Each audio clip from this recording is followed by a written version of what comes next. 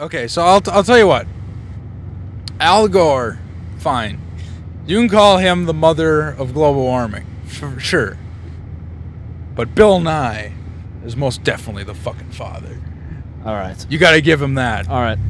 But, you know, it's funny because talking about global warming lately, you know, it's like what, you know, I mean, no one was looking for Bill Nye. Like he was sitting out, you know, on a mountain range in Alaska, you know, cutting down trees, breaking, you know, bamboo and shit. Even though, you know, he grew his own bamboo to break. Yeah. You know, because he's Bill Nye. Bill Nye, and he's man. a science guy, you know. And they flew, you know, Al Gore flew in a helicopter. He's like, I'm not proving my point. I need your help. You know, he has a big beard on, and he's like, well, I can't do it. I can't do it.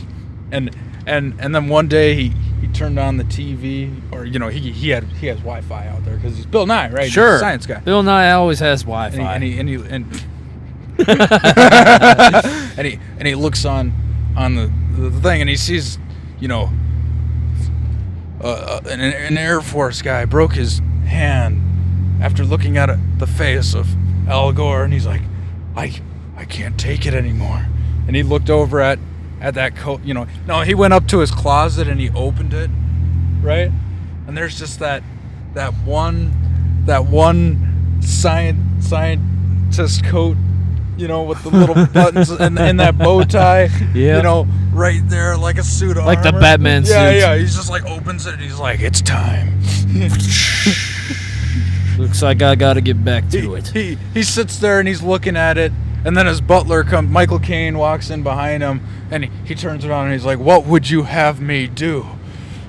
Michael Caine's like, "Endure. You could be the father of global warming."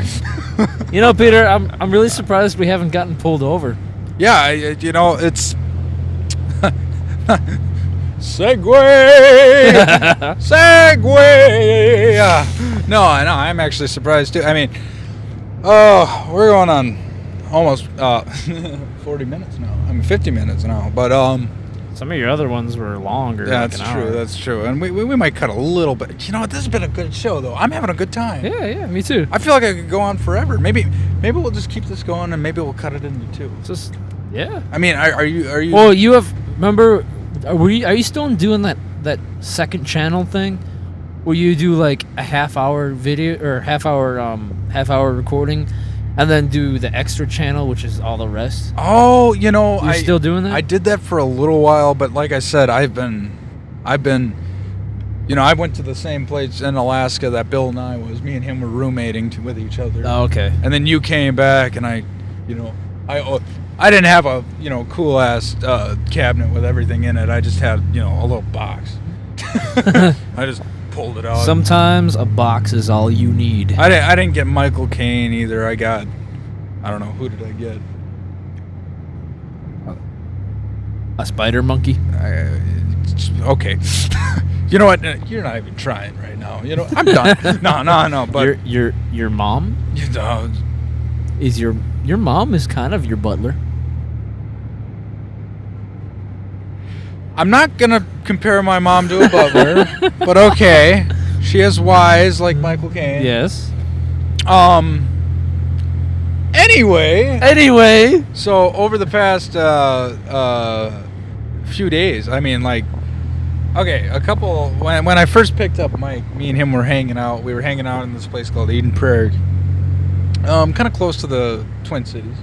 That's where my mom lives. And we're driving around, and these cops pull us over, right? And they say, you have a busted taillight, right? First it's one cop, then another cop car shows up, and it's like, What the fuck's going on? What is this, you know? What's happening here? You know, so they say, you have a busted taillight, it's flickering, right? So we're like, okay. So they let us go with a warning.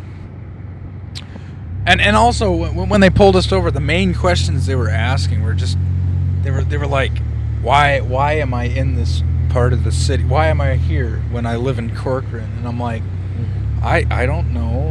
I guess I want to be here. You know, it's just It's it's just simple things who like cares why we're driving on this road in this particular direction? that. So we take off. We check my back taillight, and it's fine. It's flawless. It's It works flawless. perfectly. There's nothing wrong with it, right? The rest of the world can tell you're braking. Yeah. So it's like, okay, well, so later that night we're hanging out, and just to give some backstory, I did this past weekend. I had a family member pass away, and it was super rough on me. And me and Mike were going out and talking, and we were also, talking about some other things we were trying to fix, which he's a good guy. He's a good guy. I won't go into detail by it, but It's going in a good direction. It's going in a good direction. I owe this guy a lot. But so we're driving, and we get pulled over by this big SUV, right? Was it an S? Yeah, it was an SUV. Yeah, that was an SUV. I remember. Cop pulls us over. I had to sit on it. Yeah, But that's later. he walks over, big guy, and he's like, "So, what are you guys doing out here?" And we're like, "Oh, we're just driving around." And he's like, "You guys been drinking tonight?" We're like, "No." And he's like, "You been No. smoking that weed, huh?" No, sir. And we're like, "No, we have not been smoking weed." And he's like, "Okay, can I get your license?" So I hand him my license. And the funny thing is actually, I looked at my insurance thing, right? You know how I handed it to the other cop, right? Yeah. I brought it to my parents and I said, "Is this the insurance card?" And they said, "Yes, that is the insurance card." Okay. So the cops won't take my insurance. Really?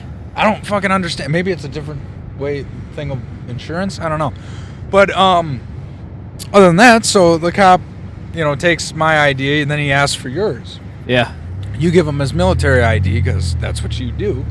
And he's like, I can't use this. Do you have a state-wise ID? So you're like, you do that pause, I mean, never talk shit to a cop, okay? Bad idea. It's not always terrible. If you're safe, you can fuck with cops a little bit. Yeah, definitely. It's have a little fun while you're getting pulled over. So it's a terrible experience, but you might as well make light of it. So, he asked you that, and then I was waiting for you to answer, but you weren't answering. So I looked over to you, and then you were sitting there, your eyes were drooped down, and you were kind of leaning forward, looking at him with your eyebrows up. You're like, and then you're like, "Oh yeah, yeah, I do." Yeah. You reach in your pocket, you pull it up, you hand it to him, and then he calls on his his radio. "We got a code 4. We got a code 4." I have no idea what a code 4 is, but at that point I'm like, "Oh, okay." So he leaves, then 2 other cop cars show up, right? They're parked behind us. We're like, "Oh man." A cop comes over. That when they come back, me and him we're sitting here kind of laughing, It's like, "Oh, it's silly motherfuckers." Anyway, so then another cop comes over on my front side, Mike here, and he asks Mike to get out of the car and come to the cruiser. And at that point, I'm like, "Uh-oh." Yeah, I walked back to the front of this big SUV, and they go, "Hey, why don't you just go over to the front of this vehicle right here?" Yeah. I go, "Well, okay." I expect to put my hands on the hood and have them frisk me for Yeah, marijuana. I was thinking that's what I was thinking was gonna happen. And when I stand in front of the SUV, and he goes, "Why don't you just have a seat on the hood right there?" So I do. He starts asking me all these questions, and he's like, You ever seen a naked man before? "Thank God he didn't ask me that." Next thing I do, I look in the rear view and there's 5 cops just raping Mike. And he's like, "No! No! Peter, drive away! The world needs to know." And I'm just like, "I'm fucking out of here." Yeah. Peter and I we're in the car and we're having a good conversation. Yeah. Where we're asking questions, getting answers, that sort of thing, and we're just driving. We don't know exactly where we're going. We're just driving for the sake of driving. At that point, we were heading to a gas station. We're going to the gas station to go pick up some drinks. That's another dumb thing to never. You shouldn't say this to a cop when he asks you, "What are you guys doing out here tonight?" We're like, "Well, we're going to the gas station to get some beverages." Oh yeah, we told him that when he was in the window. Wait, where are you going? Why are you on the street? Do you know what town you're in? Yeah. Where are you going? Oh, like, we're going to the gas station to get some beverages. It's and okay. Anyway, so I'm sitting on the hood. I'm sitting on the hood of the squad car, and he kind of sits down with his hip kind of next to me, right? Okay. And he's asking me these questions, and he's like, "Hey, why are you on this street?" You know, he already asked these questions when we were both in the car, but he's asking me now, separate from Peter. He's asking me the same things to see, you know, the divide and conquer thing, to see if he can get something different, something to investigate. Yeah. You know, so I tell him the exact same thing that I told him before. I'm like, we're on the road. I'm the passenger. I'm not paying attention. I don't know what road we're on. I don't know what town we're on, or in, rather. I just know we're going to the gas station to get something to drink, sir. Actually, before you continue, when they came back to the car and before they asked him to leave, this is the most important thing. The cop came back and he said to Mike and us, he said, no, actually he said to you. Like, hey, he leaned down and he said to you, like, so you said you were smoking weed tonight, right? Yeah. And Mike's like, no, actually, I told you I wasn't smoking weed tonight. Actually, yeah, he's like, when he first comes up, he's like, you guys drinking? Yeah, you guys smoke a little weed? Just a little bit? You know, any at all? Did you smoke any weed? And we're both like, no. And he leans over and he looks at me and he goes, so you did say you smoked a little weed, right? At that point, I looked at you like, did you? I thought you said no, but I don't remember. We're jumping around on the timeline here, but okay, yeah. But I was on the squad car and he's asking me, where are you going? What are you doing? Why are you on the street? Why are you in this car? What's your name? Where do you live? Oh, what's your favorite color? What's your favorite food? Really? Yeah. Where you been? What size shoe do you wear? Do you wear prescription glasses? All these kind of really? All these weird questions. Wow. I just answered them to the best of my ability. Favorite food. So I walk. He goes, all right, just go ahead, have a seat in the car. Just go back up there, okay? So I sit down, and I realize the reason we really got pulled over in the first place, it wasn't the taillight. This was his excuse. The taillight was perfectly fine, but the cop was looking for something to pull us over for because both of us flicked our Black and Milds out the window at approximately the same time. That's true. Yeah, and Peter noticed that there could be a car. Sorry, grab that real quick. A cop car behind us, and he's like, "Hey, is that a cop car?" And that was almost immediately after we flicked those Black and Milds out the window. Yeah, and the moment as soon as he said that, the lights flicked on. Yeah, because I saw him gaining up on us, and it's funny because when he took you back, the other cop that originally talked to us came up to me, and he said, he was asking me questions. He's like, "So what are you guys doing out here at night? I mean, playing video games?" And I'm like, obviously we're not playing video games. Yes, we're definitely playing video games because we're in a car, and then he asked me like, I'm from this certain area. And he said, why did I not? And the gas station we're getting to, I mean, there's one easy way to cut through and get there, but we were already driving out, so we were taking a different road. We're taking the long way there. Yeah, and he says, why didn't you just take the easy way? And I said, because I wanted to take the hard way. Who cares what way we want to take? I do it my way. I do it my way. But so all this is, and I'm just looking in the back like, God, I hope they don't fucking kill Mike, and then I gotta speed off and run away from cops. But what a weird fucking experience. Series of we got events. We got pulled over before that. Yeah, twice. So a total of 10 cops came to pull us over. That's 3 squad cars for the incident we just talked about. And people thinking we're high, and then 2 cop cars from before in Eden Prairie. So you figure 2 cops per car, 5 vehicles. That's 10 cops. Yeah. So it's and the weird thing is I wonder if they were looking for someone.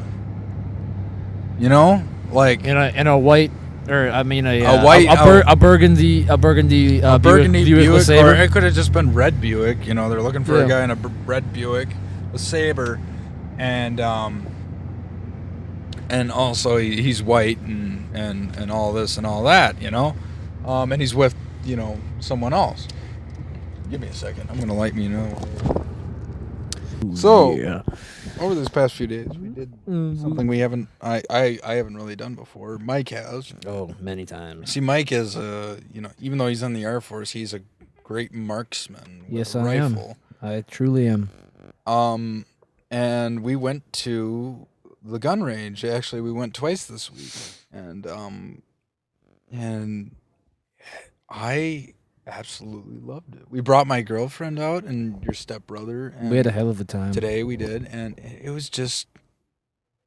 I leaned over to my girlfriend and I said, The light. "The light, let there be light." I see the light. What the fuck just happened?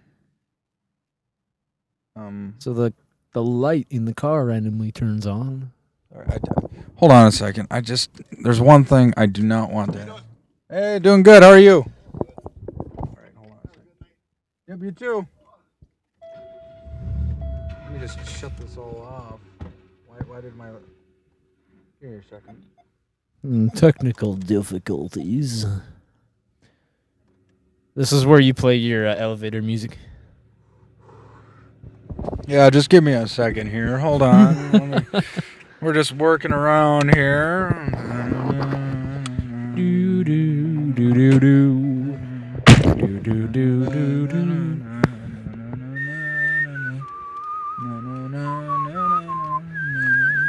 Oh yeah, that works. Anyway,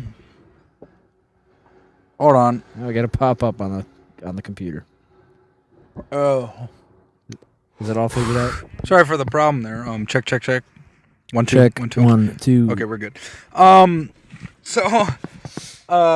So we went and I leaned over to my girlfriend, Alex, which I have talked about before on this, and I said, God, we should do this for like a date night. I mean, what do you think? And she was like, hell yes. I'm like, yeah, we go out to eat and then we come here, and she's like, and I'm like, we go out to eat at McDonald's and then we come here, and she's like, yeah.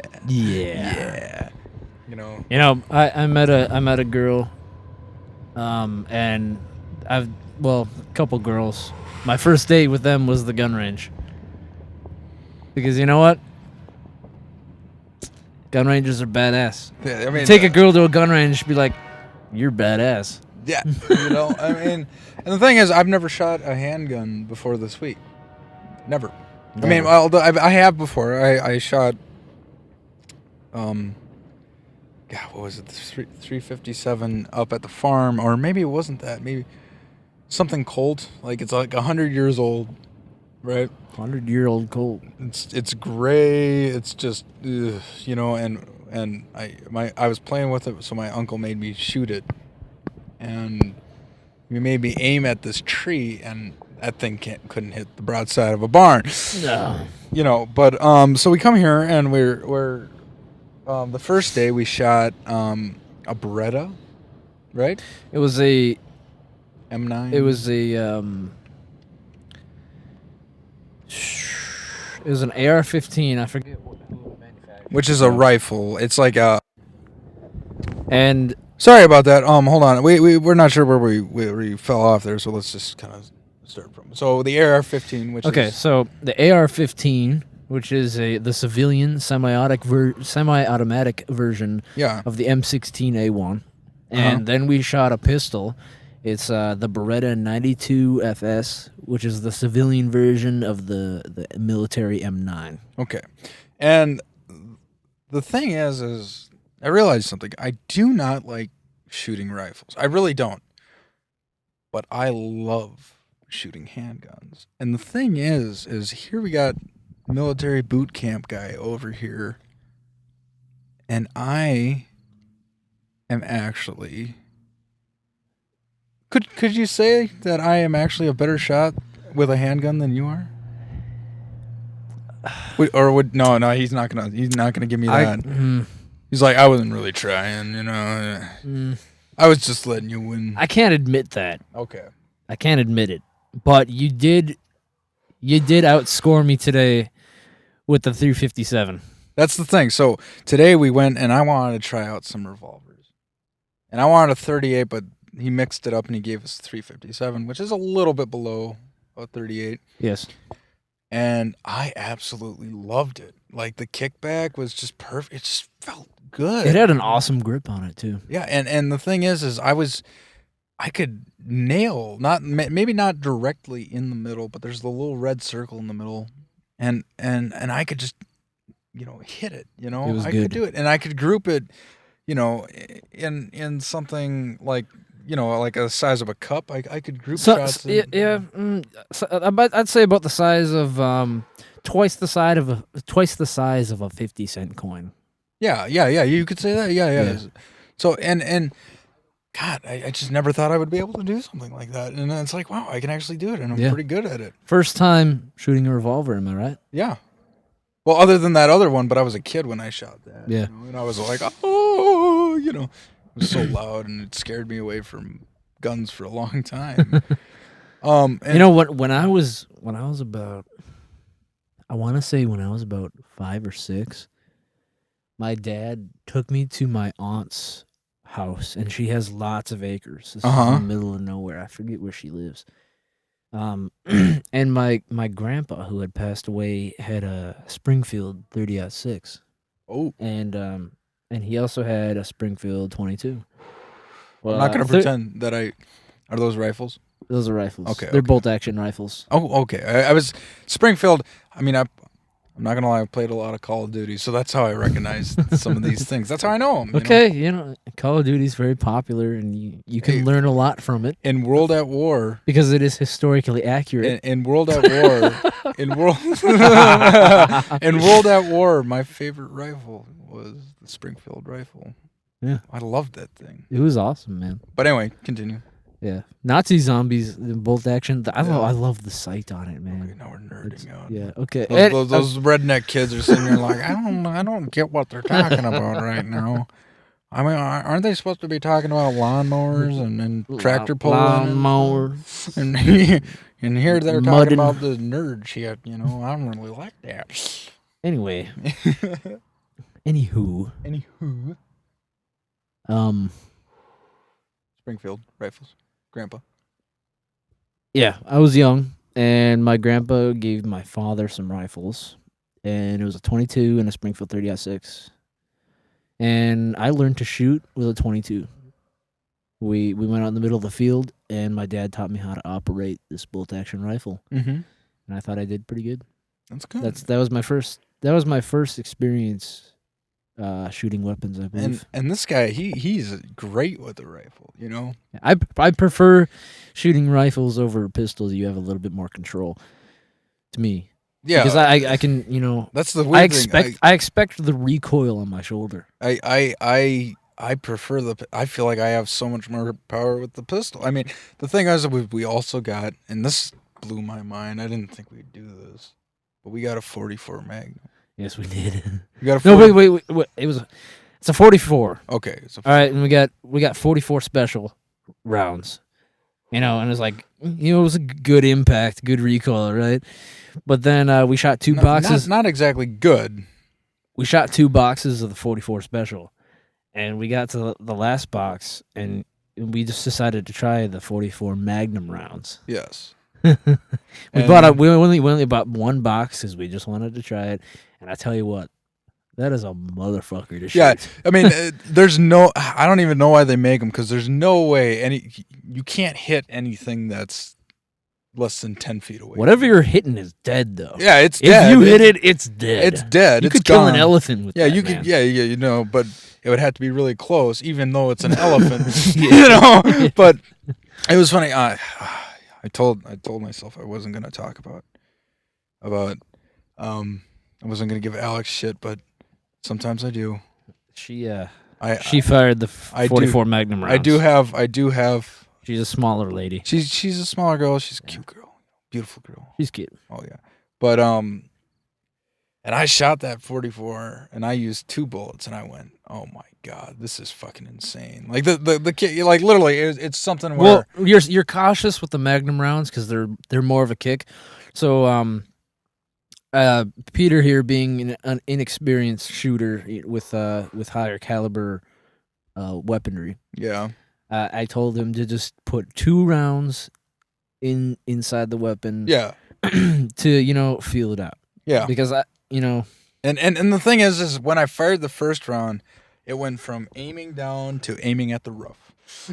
Oh yeah. That's the recoil, and then I fired the second one, and it was the same thing. I'm like, okay, so Yep. there's not a lot you can do So here. so here's the smaller lady. She goes and she's like, I want to try the 44 Magnum round. I said, Alex, use 1 round. 1 round. And I stood behind her. I was standing behind her, and she fired that thing. And she was expecting a recoil, but it was a huge recoil, and that gun flipped up. Mm. And it almost hit her in the nearly head. hit her right in the square in the But forehead. she lifted it up, right? Yep. Kind of above her head. And I saw that barrel winking at me. Yep. And I went, ah. Oh, man. So she's a smaller girl, and she's got to be careful with bigger calibers. So we told her to use 1 round because with inexperienced shooters, But you know what? inexperienced shooters, I'll just tell anyone. You can have if you put, even with me, I kind of wish I would have just used 1 round too. Yeah. I mean, you ask an inexperienced shooter to take it easy and use 1 round, because what can happen even with well, she any is weapon- experienced. She's a cowgirl, with that. Oh, She rides horses and shoots at. all right. I won't say inexperienced. So I mean, right now, I'll say right now she's listening to this and she's loading up her guns and riding on her horse to come get us right now. Yeah, No. she does horseback shooting. It's pretty cool. Yeah, it's incredibly badass. It's like I could never ever do. I mean, I can't ride a horse and I can barely shoot a gun. And she said she hasn't done it in a while since she was younger. yeah, but I mean, it's so what? Anyway, so she's smaller, and I wanted to be careful with those Magnum rounds. So we told her to put 1 round in, because what can happen is you fire 1 round and you don't expect the recoil, and you pull the trigger again. Well, then you got kind of a circle thing going on. And then You're aiming forward, and all of a sudden your barrel's 45 degrees behind straight up, pointing at Peter's head, and then Peter's head explodes. Yep. That would be the worst way to go. It'd be really quick, but it would be the worst. All that crap that I ever talk about, what happens after you die, I wouldn't see any of that. Nope. Literally, I'd just be like, oh, look, a barrel. Gone. Yep. But we have to give credit when credit's due. Credit is due. And she, after that first shot, she kicked ass. She kicked ass with that motherfucker. She liked it. Yeah, and she liked it a lot. She loved it. And okay, so the first time it was me and Peter. We went to the gun range, and we fired the AR-15 and the 92 FS. And then the second time we went with his girlfriend and my stepbrother, and we fired the 357 revolver. We fired the 44. the 44, and we also fired an M1A. Basically, It's a U.S. military World War I rifle. It fires a 7.62 millimeter NATO round, which is a big round. It's hefty. It's hefty, and I fired 3 shots and I went, I'm done. Yeah, I said no, I don't need to do that anymore. I absolutely love that rifle, and I love that round. You love it, and then here comes Alex, right? And the gun's nearly as tall as she is, right? Yes. And she grabs that thing and she starts shooting. After a good introduction and a good training from me, I explained to her how to shoot the rifle, how to operate it, and I put 3 rounds in the magazine. I go, here's how you do it. Good luck. She fires 3 rounds. She's like, oh man, I love it. I love it so much. And I'm sitting here like, my shoulder hurts. My shoulder hurts. I'm going to go shoot this 44 and make myself feel better. I'm going to go shoot the 44. And make myself feel better. Yeah. But the grip on the 44, it was wood, and it was kind of slippery, so when the pistol went off, it would kind of rotate backwards into that web between your index finger and your thumb. And it started, we all had red read in Thumb our palms. webs. Yeah.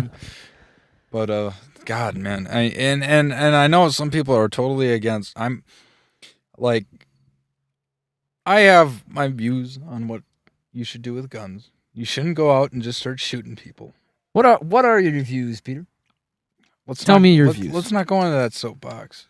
But what I will say is, I feel honestly, and I never said anything bad about gun ranges before. Yeah. And I feel that gun ranges are completely okay. It's just a fun, I mean, it's just, go in, have a good time. And it's actually, go in, experiment a little bit, try it out a little bit, Enjoy No. yourself. No, okay, I'll go into a little bit of views on my guns. We don't want to go too long because we're already going over an hour here. Yeah, political conversations could go wild. Yeah, so I'll just say, my parents are always like, "Oh, get rid of guns, and I used to be kind of like that, but now I just don't see a point in it because it's just there's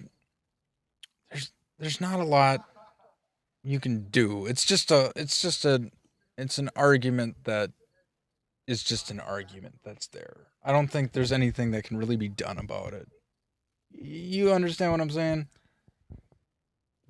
I wish there could be more regulations, but there's just a point when you just kind of don't care anymore. Shit happens. I mean, if I have to get deep in with it, You know my views. I know your views, and the reason I want there to be gun regulations, not take away all guns. The reason I want there to be gun regulations. Well, there is regulations. Yeah, but more. You can't be a criminal. A few more regulations is because I'm tired of the whole, someone goes into a school and shoots a bunch of kids or goes into a bar or a mall or something. I mean, I remember I was talking with my friend a couple months ago in California. A guy went into a grocery store and yelled, "This is a revolution," and he shot some people, or he shot himself. Of course, no one knows about that anymore. That's a psychopath right yeah, there. but it's just, and I'm just tired of it. And the thing I'm more tired about is that when it happens, everyone makes this huge deal, and they all, get on their soapboxes and they yell about it and they scream about it, and then a month later, week later, no one gives a shit. No one does anything about it. Nothing changes, and then it happens again, and everyone gets back on their soapbox again, and then they get off, and nothing changes. So that's why I don't really care, because my problem is not in the guns themselves. Like, I don't think we should be able to have, really like machine guns, but I mean, even with semi-automatic weapons. The two sides of the coin is, one side says we should put regulations on these weapons so that people cannot go and kill other people as they will. But now the other side of that is, now if we take away everybody's weapons, how are we going to stop an overpowered government? Okay. All right. I'm not gonna go into that one because those are just. I'm just saying. My brother. I'm just. My saying, brother comes home from Grand Forks and he's talking to me about, like, what if the government? And I'm just like.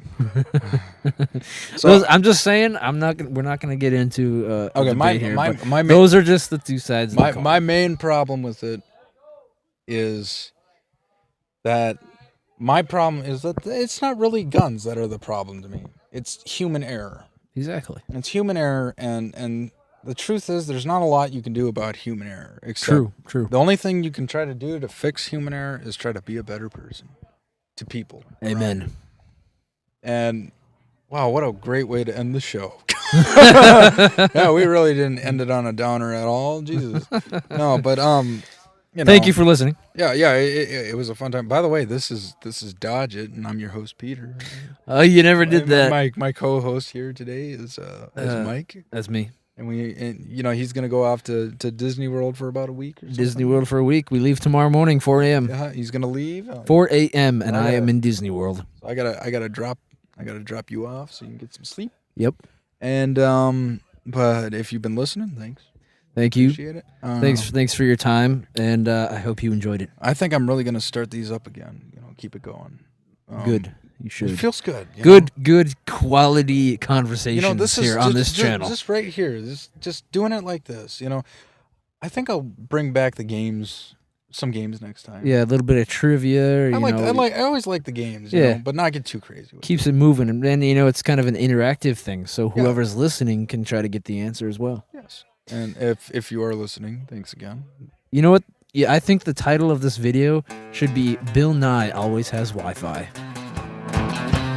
There's a great way to end it. Bill Nye always has Wi-Fi. Thank you. All right. Well, thank you, everyone. Bye-bye.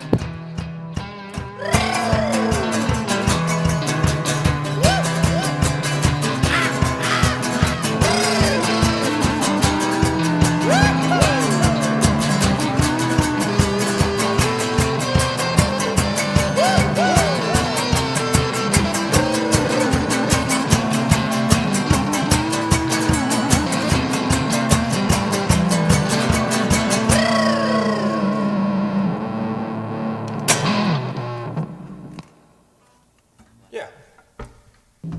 That was it.